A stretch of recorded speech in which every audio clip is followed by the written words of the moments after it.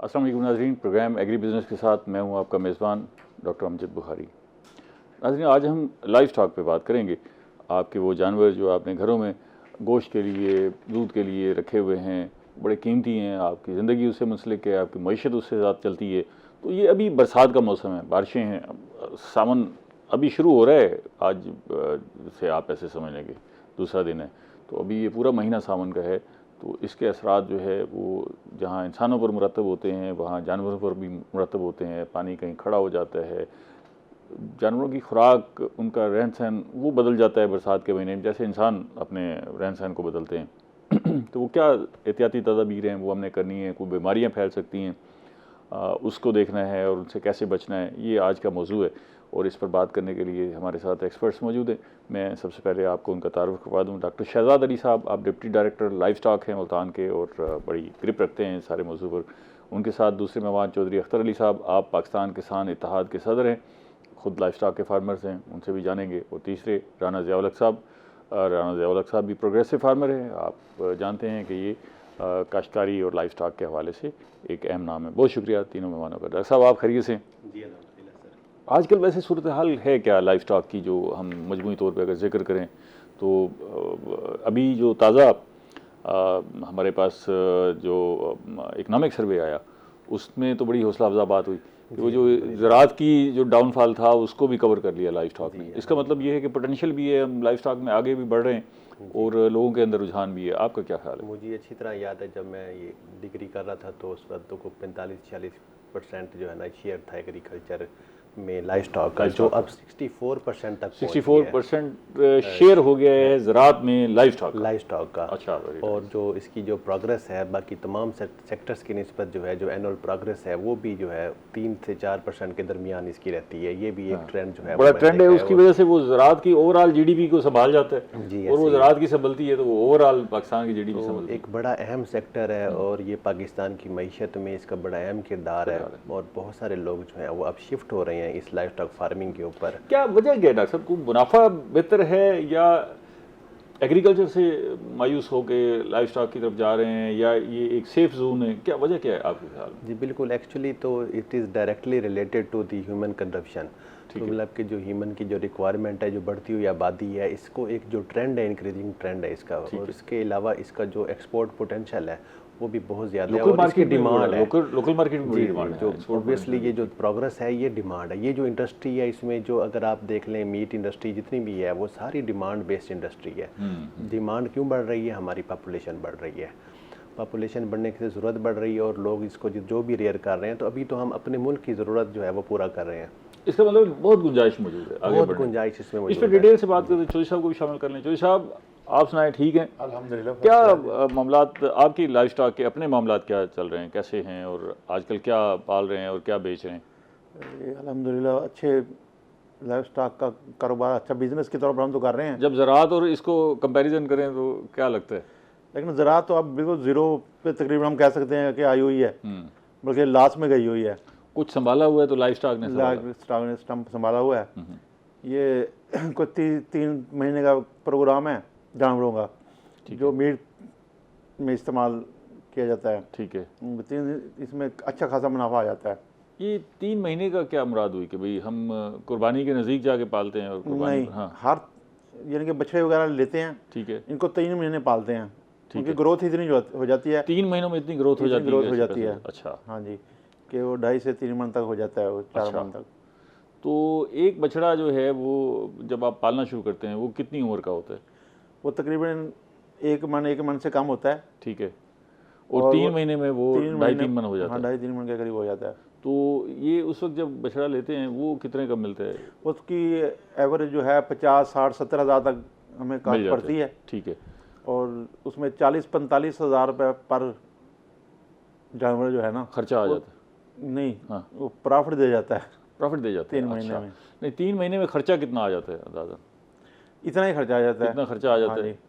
और वो मतलब है आपने 60,000 का लिया फॉर एग्जांपल, तो 40,000 रुपये उस पर खर्चा आ गया, एक 20 का पड़ा और 40,000 मुनाफा दे गया। हाँ जी, 60-70 का बिक जाता है। तो ये ठीक है, कारोबार तो ठीक है। हाँ जी। अभी तो आप डॉक्टर साहब, आपसे मैं आखिर में जानना चाहूँगा कि भाई अगर कोई बंदा, ये अब बहुत ज़्यादा ट्रेंड है कि लाइफ स्टॉक की फार्मिंग की तरफ आना चाहते जी, हैं? इसमें ये देखें ना, मैं इनकी बात को आगे बढ़ाऊंगा कि ये अभी इंडस्ट्री इसलिए बढ़ता जा रहा है, जो बेरोजगार लोग हैं हमारे वो भी इसको कर सकते हैं और कर रहे हैं। कर रहे हैं, हाँ। 3 महीने बाद ये फ्लॉक तैयार हो जाता है, 3 महीने बाद सेल करके आप साल में 4 फ्लॉक अब तैयार कर सकते हैं। ऐसा तो ज़राअत ऐसी में भी नहीं फीड- है। ऐसी ये इस फीड- पे ज़रा डिटेल से बात करें राणा साहब को। राणा साहब, ये कारोबार तो ठीक है, आप हमेशा जो है वो ज़राअत से मायूस रहते हैं, इधर तो पैसे ठीक हैं लाइफ स्टॉक में। बहुत अच्छा काम है सर, मैं समझता हूँ अगर किसान जिंदा है तो वो लाइफ स्टॉक में है। अच्छा, उसकी अपनी खुराक का भी बंदोबस्त होता है ना जी? वहीं से अगर वो कोई दूध देने वाला जानवर रखा हुआ है तो खुराक का बंदोबस्त हो जाता सर, है। इसमें देखिए- हम तो ये देखते हैं कि माजी में तो कभी खुराक की देहातों में तो कमी नहीं होती थी। देहात में मुर्गियाँ तो हर वक्त मौजूद होती थी, अंडे हर वक्त मौजूद होते थे। तो ये अब लाइफ स्टॉक के हवाले से लोगों के अंदर रुझान बढ़ रहा है। सर बहुत तेज़ी से बढ़ रहा है। मैं समझता हूँ अगर किसान काश्तकार है तो अगर लाइफ स्टॉक नहीं करता तो वो ख़त्म हो जाएगा। इसमें सर बड़ा पोटेंशियल है। इसमें ये देखें सर, बकरे भी पाल सकता है, जानवर दूध वाला भी है, पर उसका घर का दूध भी वो इस्तेमाल करता है और वो बेचता भी है और इसकी बहुत डिमांड है। इस तरह ये भाई साहब बता रहे थे सर कि 3 महीने बच्चे पालते हैं सर, तो उसमें बहुत अच्छा प्रॉफिट है 3 महीने 4 महीने में जनाब। उसके बाद तो ये बछड़े पालते हैं या कट्टे पालते हैं? बछड़े। तो कट्टों की तरफ क्यों नहीं आते? वो स्कीम भी आई थी कट्टा पाल जो है वो, उसकी ज़रा ग्रोथ स्लो है। है। अच्छा, बछड़े की ज़्यादा डिमांड भी ज़्यादा है। अच्छा। गोश्त में भी फर्क होता है?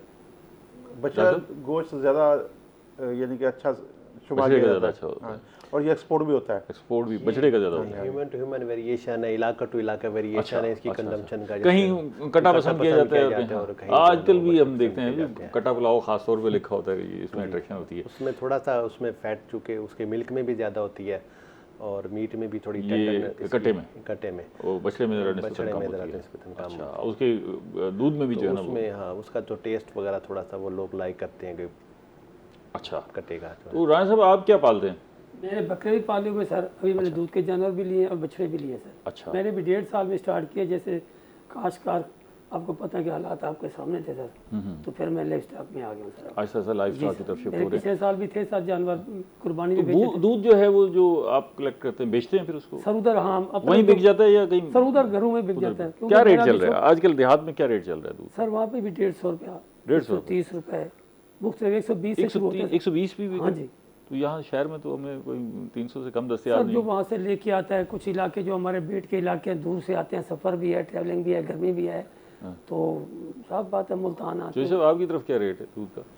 हमारी तरफ हम तो घर इधर शहर में ही रहते हैं। हम नहीं, देहात में क्या रेट है? देहात में उधर चला 160 रुपये, 150 रुपये, अच्छा, जो करीब करीब है यहाँ शहर शहर में क्या मिलता है? में। यहाँ तो 250 तक भी है, 160 260 तक भी है। तो ये मार्जिन का जो है गैप वो ज़्यादा नहीं है? ये मार्जिन का गैप ज़्यादा नहीं है, वो उसमें कोई मिलावट के मामला आ जाते हैं, कोई खालस है, कोई जो शहर में जानवर पालते हैं उनको अखराजात भी ज़्यादा हो जाते ज़्यादा हैं। भी जाते हैं, लेकिन आता तो देहात से ही है अमूमन दूध जो है वो कलेक्ट करके आते हैं। अच्छा, अब इस पे आगे चलते हैं जी ज़रा। ये तो हमारी ऐसे इंट्रोडक्शन सा हो गया आप सारे हजरात का। डॉक्टर साहब, अब हमें आपने ये बताना है कि इस वक्त जो बरसात का मौसम आ रहा है इसके क्या असरात मुरतब हो रहे हैं और जानवरों के लिए क्या एहतियातें हैं, फिर इस पर डिटेल से भी बात करेंगे। लेकिन मैं एक ब्रेक ले लूँ, फिर इस पर यहीं से बात शुरू करते हैं। नाज़रीन हमारे साथ रहिएगा, इंपॉर्टेंट मौजू है, आपके लिए बहुत सारी इन्फॉर्मेशन होगी, लेकिन एक छोटी सी ब्रेक के बाद।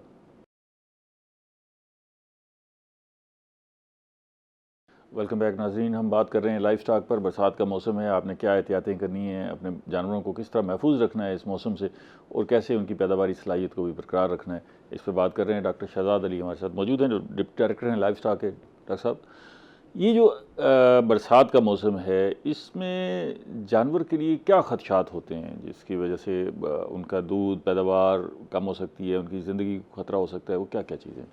जी बिल्कुल, जो जानवर है एक्चुअली हमारे पास, आपको पता है कि जो जितने भी फार्मर हैं उसमें जो अक्सरियत है वो है छोटे फार्मर की, जिनके पास 3 4 5 जानवर है और थोड़ी सी ज़मीन है। तो और खुसूसी तौर पे चूँकि मौसम गर्मा चल रहा है, तो मौसम गर्मा में उनका एक ये ट्रेंड होता है कि वो दरख्तों के नीचे जो है ना वो जानवरों को बांधती है, मतलब कि वो बाहर ही बांध देती है उनको ना। तो बरसात के मौसम में सबसे इम्पोर्टेंट तो ये होता है कि बरसात जो सबसे पहला काम ये करता है कि जानवर के ऊपर जो है वो स्ट्रेस पैदा करता है। अगर वो बारिश में खड़ा हुआ है तब स्ट्रेस पैदा करेगा, या अगर वो शेल्टर में ठहरा है तो शेल्टर में है उसको वहाँ भी स्ट्रेस होगा? वहाँ स्ट्रेस इतना नहीं होगा, ऑब्वियसली नहीं होगा, ठीक है, बल्कि ना होने के बराबर। अगर वो बारिश में ठहरा है तो ऑब्वियसली जो है ना उसको वो स्ट्रेस होगा सबसे अच्छा, पहले। ये अक्सर हमने देखा है कि बारिश हो रही है तो लोग जानवरों को बारिश में बाहर खड़ा रहने देते हैं और अगर पानी इकट्ठा हो गया है, कहीं सैलाबी कैफियत हो गई है, तब भी जानवर वहीं बंधे होते हैं और वो पानी में खड़े होते हैं।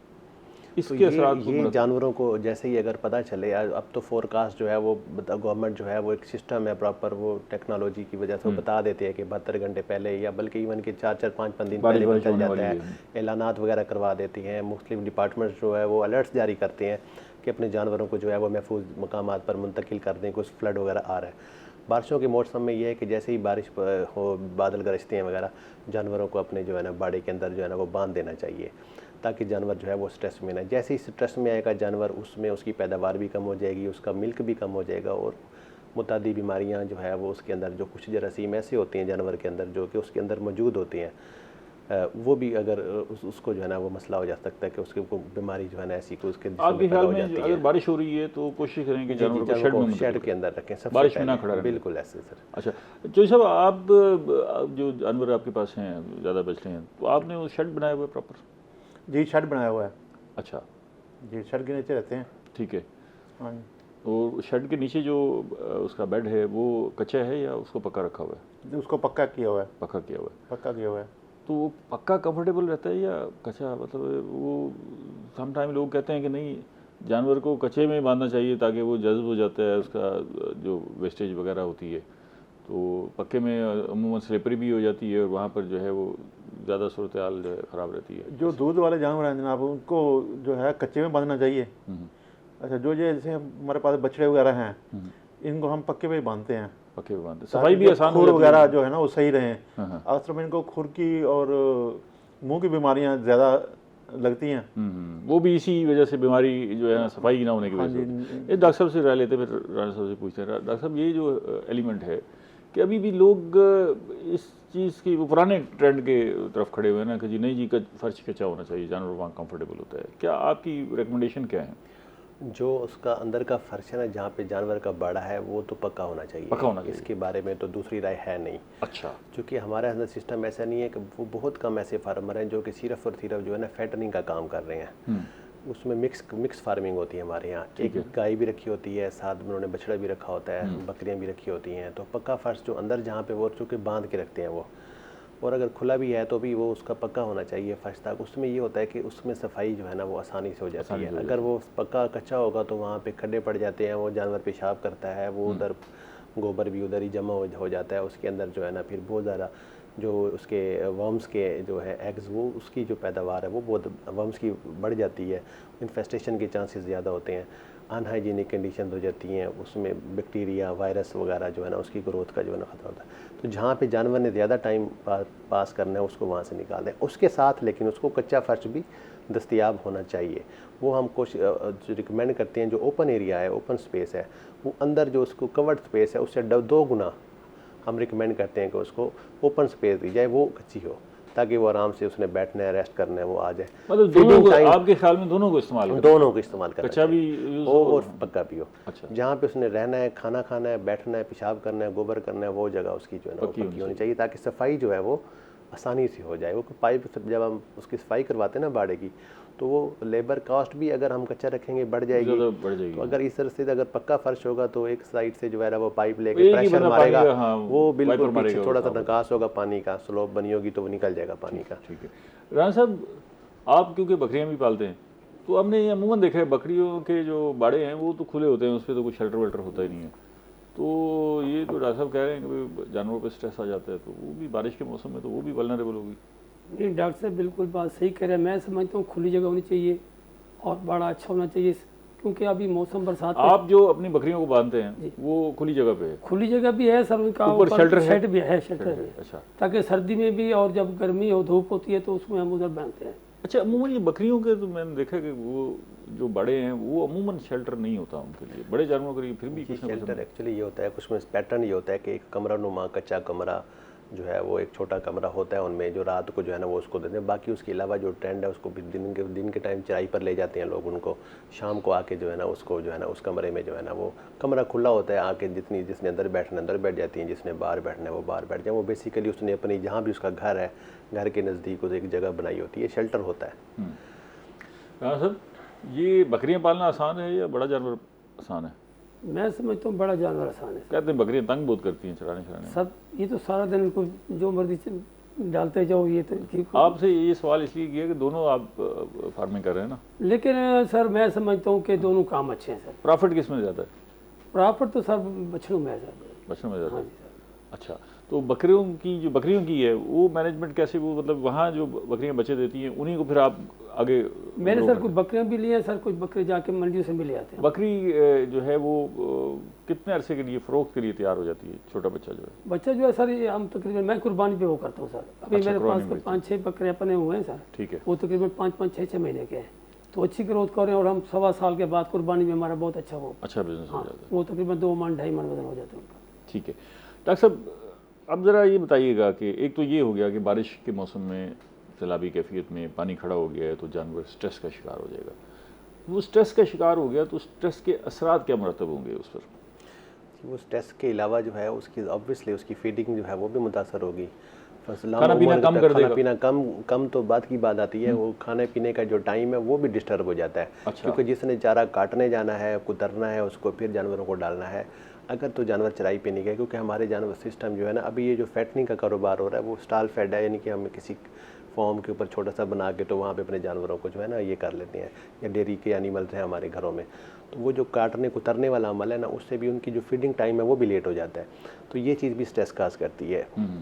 बहुत ज़्यादा अगर आ जाती है, बारिश आ जाती है या फ्लड आ जाता है इवन, कि जानवरों को फिर ट्रांसपोर्ट करना पड़ता है, फिर तो फीड वैसे ही शॉर्ट हो जाती है। तो उसके लिए फिर फ्लड रिलीफ कैंप्स में जो है ना वो इंतजाम किए जाते हैं, फीडिंग मैनेजमेंट के, फीड वगैरह गवर्नमेंट जो है ना उनको वहाँ पे मुहैया करती है, तो वहाँ पे जो है वो होता है, ऑब्वियसली ये होता है। हाँ, इस पूरे सिनेरियो में जो एक चीज़ जो इम्पोर्टेंट है वो ये स्ट्रेस में उसको ना कोई मुतादी बीमारी या कोई दूसरी बीमारी लगने का खतरा होता है। मैं एक ब्रेक ले लूँ, फिर इस पर बात करते हैं। नाज़रीन हमारे साथ रहिएगा, मिलते हैं एक छोटी सी ब्रेक के बाद।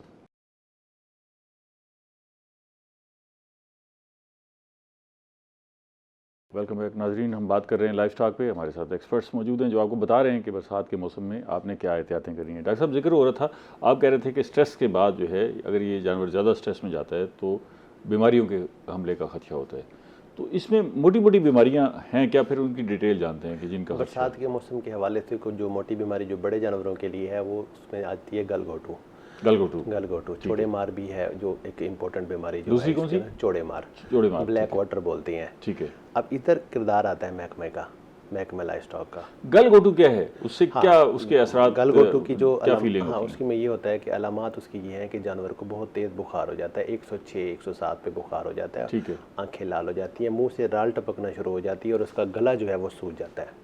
अच्छा, ये उसकी जो अलामात है। इसलिए गलघोटू है कि गला पकड़ा जाता है। गला पकड़ा जाता है। बेसिकली वो जो सांस की नाली है उसका जो पैसेज है उसकी जो है ना वो पैसेज को बंद होना शुरू हो जाता है, मतलब वर्म हो जाता है, सूज जाती है, वर्म हो जाती है। और उसके अलावा और चौड़े मार, उसमें क्या अलावा? चौड़े मार में अलामत ये उसमें भी तेज़ बुखार जानवर को हो जाता है। और उसके अलावा जानवर की जो मूवमेंट है वो थोड़ी रिस्ट्रिक्ट हो जाती है, कम हो जाती है। और उसकी जो चौड़े हैं, चौड़े मार का मतलब ये है जो उसकी हाइंड लेग्स हैं, हाइंड क्वार्टर जो है उधर जो है टांगों के ऊपर उसकी स्वेलिंग निकल आती है, स्वेलिंग हो जाती है। अच्छा। और जो अगर उनको हम दबाएं और उसके अंदर गैस भी भर जाती है, वो बैक्टीरिया होता है क्लोस्ट्रीडियम, जिसकी वजह से ये होता है। और बहुत ज़्यादा टॉक्सिक होता है ये ना, जानवर को बहुत जल्दी जो है वो मौत की तरफ ये लेकर जाता है। अच्छा, गलघोटू भी ये दोनों ही जानलेवा है और ब्लैक वाटर जो है ये भी जानलेवा बीमारी है। इस पर मजीद बात करते हैं, अगर वक्त पर इलाज हो जाए तो दोनों बीमारी डिटेल में बात करते हैं।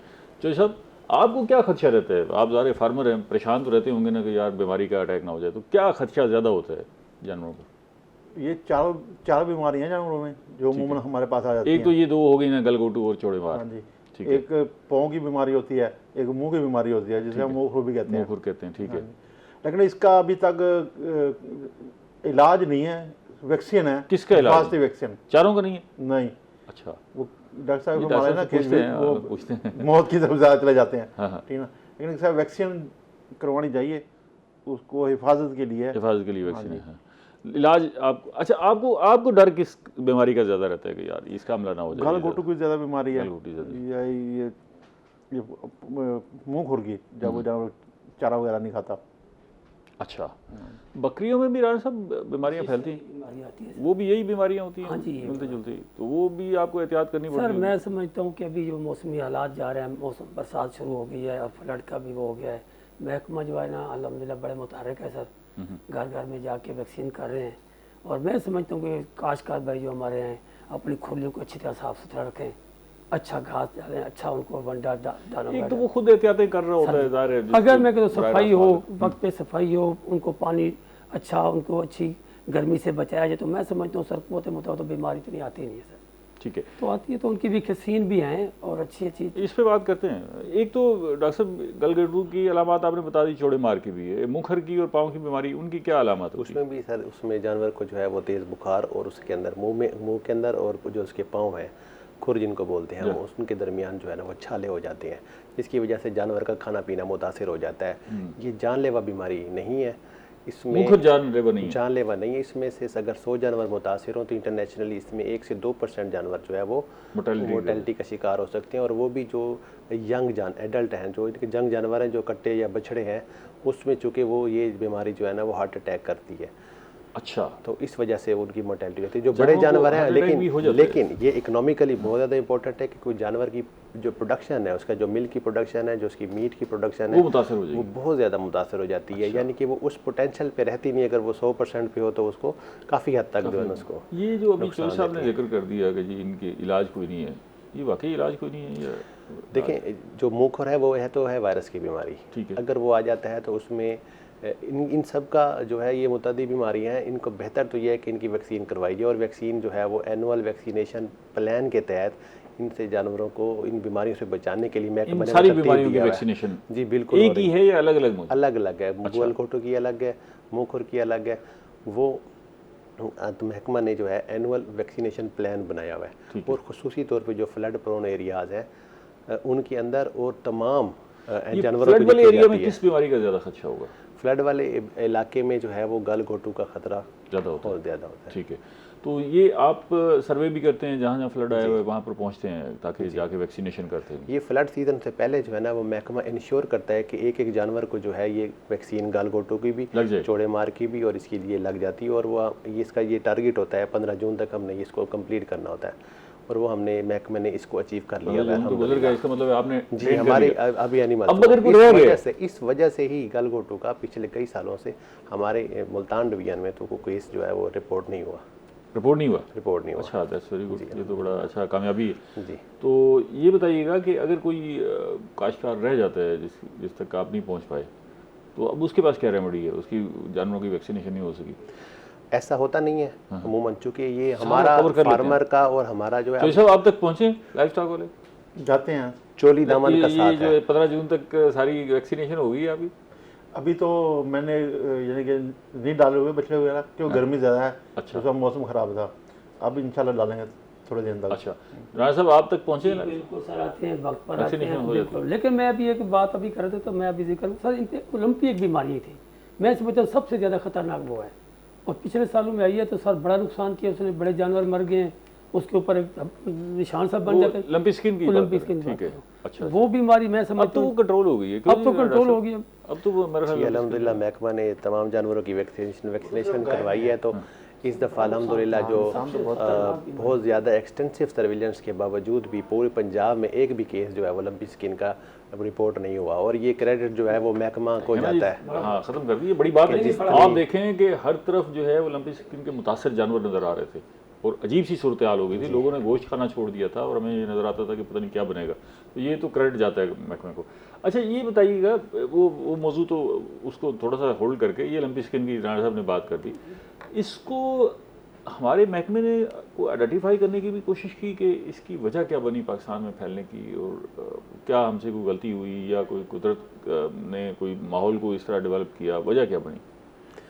इसमें देखें, ये वायरस की बीमारी है, और इसमें ऐसा जैसे आपको मैं मुखर की मिसाल देता हूँ कि मुखर का जानवर अगर एक जगह एक जानवर को बीमारी ये लग जाती है ना, तो फिर उसके 7 किलोमीटर के रेडियस के अंदर जो है वो हवा के ज़रिए या हाँ, या जो ये सारी बीमारियाँ इसी तरह मुतादी।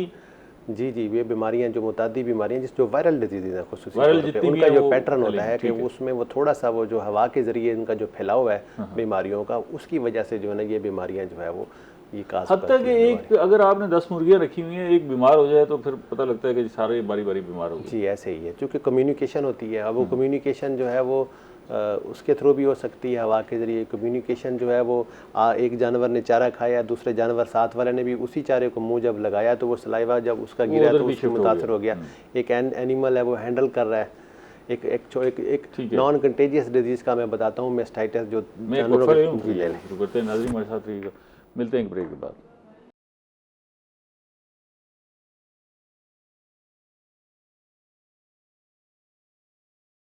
वेलकम बैक नाज़रीन, हम लाइफ स्टॉक पे बात कर रहे हैं और ख़ास तौर पे बरसात का मौसम है, सैलाब का मौसम है, इसमें क्या एहतियातें हैं। डॉक्टर साहब आप बता रहे थे हमें कि ये बीमारियां जो है मुतादी हैं और हवा से भी फैलती हैं और ख़ुराक की शेयरिंग से भी फैलती हैं और एहतियात करनी चाहिए ताकि इसके फैलाव को रोका जाए।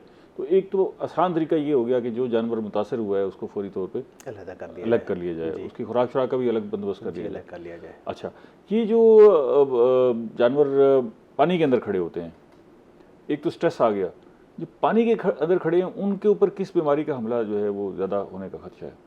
देखिए, किसी भी बीमारी का हमला हो सकता है, किसी का भी हो सकता है। अच्छा, स्ट्रेस उसकी इम्यूनिटी को कमज़ोर कर रहा है। फ्लड के तो देखें ना, अगर फ्लड आ गया और जानवर उस पानी में हैं तो उसमें सबसे ज़्यादा जो मुतअद्दी बीमारियों से भी ज़्यादा जो है ना, वो पेट की जो गर्म कीड़े हैं ना, वो होने का ख़तरा भी, उसका पानी जब वो पीते हैं तो वो भी उसका होने का ख़तरा होता है। अच्छा, तो उसके लिए जो है ना हमारे महकमे में लेबॉर्ट्रीज वगैरह हैं। जब ये फ्लड रिलीफ कैंप्स हम बनाते हैं तो उधर वो लैब्स जो हैं, हमारी मोबाइल वेटरनरी लैब्स भी अब काम करती हैं।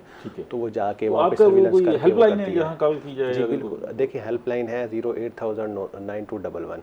इससे जो है ना पंजाब के फार्मर्स जो है ना बहुत ज़्यादा इस्तेफादा हासिल कर रहे हैं, वो वहाँ पे अपनी जो है वो रिक्वेस्ट दर्ज करवा रहे हैं। साहब आपने कभी हेल्पलाइन पे कॉल की? जी सर, पहुँच जाते हैं? हाँ फौरी सर।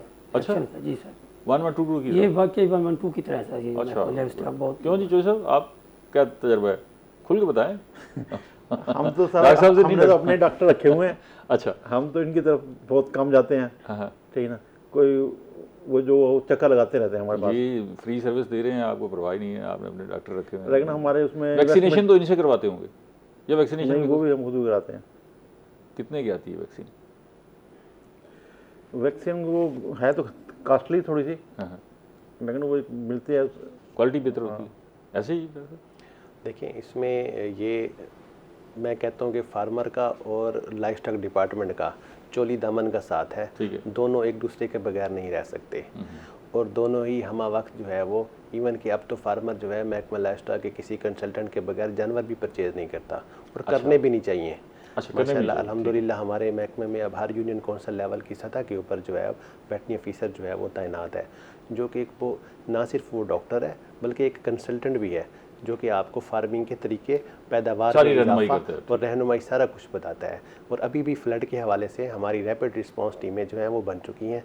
फ्लड रिलीफ कैंप्स के लिए जो स्टाफ है वो भी डिप्यूट कर दिया गया है और महकमा जो है वो हाई अलर्ट पे है कि जैसे ही कोई इमरजेंसी होगी तो विद इन चारा नहीं होता तो चारा भी प्रोवाइड करता है जी। उसमें महकमा जब फ्लड रिलीफ कैंप्स में आ जाते हैं तो उसमें जो है वो जो मुतल्लिका ज़िलाई डिप्टी कमिश्नर्स है वो इनके लिए जो है वो चारे का और वनडे का वो बंदोबस्त करते हैं। तो वो फ्लड रिलीफ कैंप्स में जो जानवरों को शेल्टर भी दिया जाता है और फीड भी मुहैया की जाती है और साथ उनका एमरजेंसी ट्रीटमेंट भी किया जाता है। ये बताइए कि ऐसे केसेस भी रिपोर्ट हुए हैं कि वैक्सीनेशन भी हुई हो, उसके बावजूद बीमारी जो है वो हमला हो गया हो?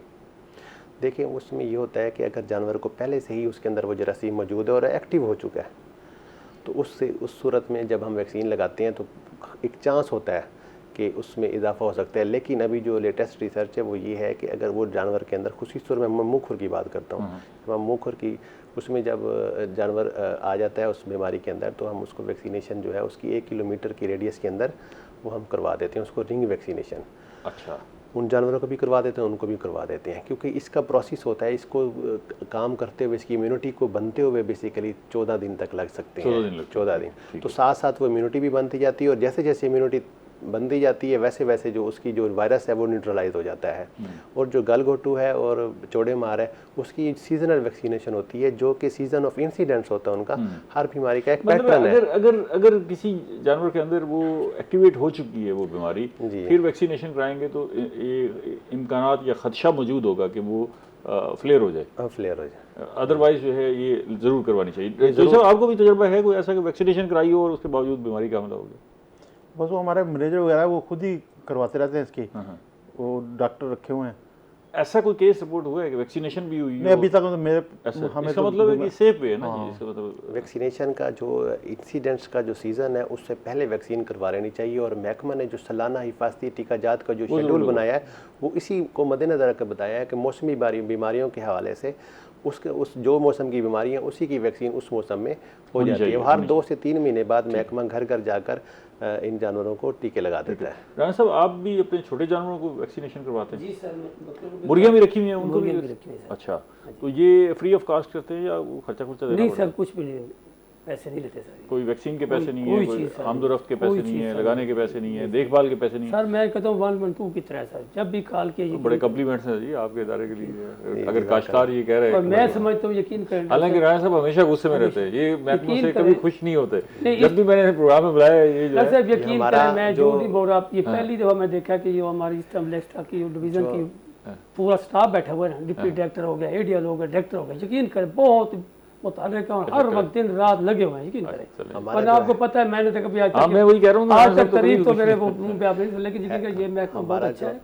हेल्पलाइन का सिस्टम है वो भी इसी तरह है कि अगर जैसे ही टिकट जनरेट होती है वो कंसर्न जो डिप्टी डायरेक्टर है उसको टेकअप करता है और मुतलका अफसर तक विद इन नो टाइम जो है वो पहुंच जाता है, और वो 3 से 4 घंटे के अंदर जो है उसको सर्विस भी मिल जाती है और वो टिकट फिर क्लोज करता है और वो सिस्टम पे मॉनिटर होती है। इन केस अगर वो नहीं की तो उसका फिर ऑडिट है, वो 6 घंटे के बाद वो ऑटोमेटिकली ट्रांसफ़र हो जाती है एडिशनल डायरेक्टर को, और उसके बाद वो ट्रांसफ़र हो जाती है डिविजनल डायरेक्टर को।